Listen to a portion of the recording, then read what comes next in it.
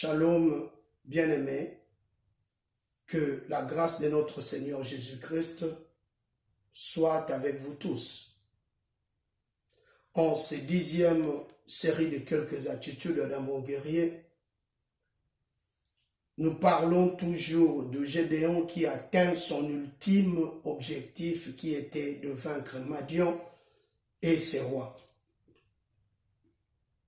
La Bible dit dans Juges chapitre 8, verset 18, Gédéon questionna les 2 rois madianites en disant, « Comment étaient les hommes que vous avez tués ?» Ceux-ci répondirent, « Ils étaient comme toi, chacun avait l'air d'un fils de roi. » Et Gédéon dit, « C'étaient mes frères. » Ah bon? Gédéon était donc fils du roi. Il était donc prince avant d'être juge en Israël. Mais c'est quel genre de prince dont on parle ici? Alors aujourd'hui, par la grâce du Seigneur, nous parlons de l'ère d'un fils de roi. Celui qui a l'air d'un fils de roi est appelé prince. Souvenez-vous, dans Juges chapitre 6, le verset 14 jusqu'au verset 17, là où on parle de l'appel de Gédéon par Dieu qui lui dit « Va avec la force que tu as ». Et Gédéon répondit à l'Éternel en disant « Ah, mon Dieu, avec quoi délivrerai-je Israël? Voici ma famille est la plus pauvre en Manassé. » Issu d'une famille pauvre, mais Dieu lui dit qu'il a une force, un pouvoir. Oui, j'aimerais bien te dire que tu as le pouvoir princier du royaume de Dieu. Ne te dis plus faible, mais dis-toi que tu es fort parce que tu es un fils et une fille du roi. Depuis le jour où Gédéon a eu la révélation de son identité, il devint plus conscient de son autorité princière. Que dit ta conscience maintenant?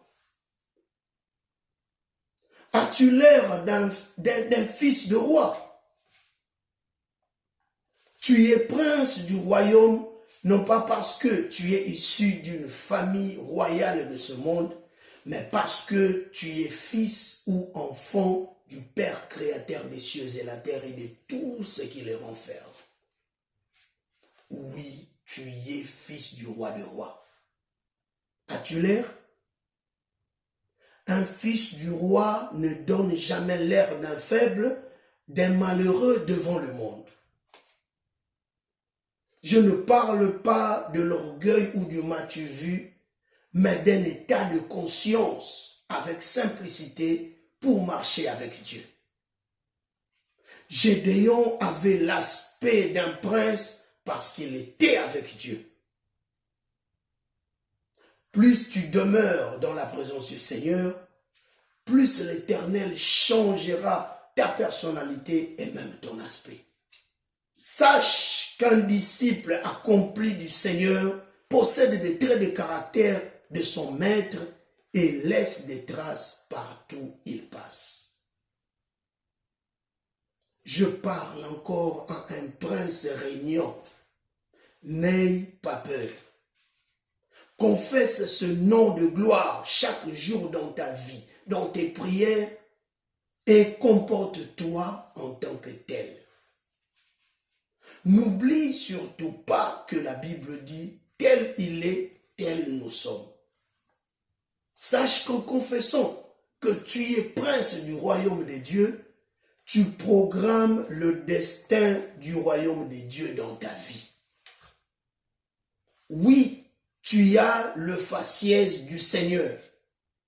Tu as l'air d'un prince, d'un enfant de Dieu. Quand ton intérieur est rempli des attitudes du roi des rois, ton extérieur reflétera son image, comme fut le cas des disciples à Antioche. Comme Gédéon avait le faciès d'un fils de roi, toi, reflète l'image de Jésus-Christ, le roi des rois, pour redorer sa dignité dans le monde. Aie l'air d'un fils de roi.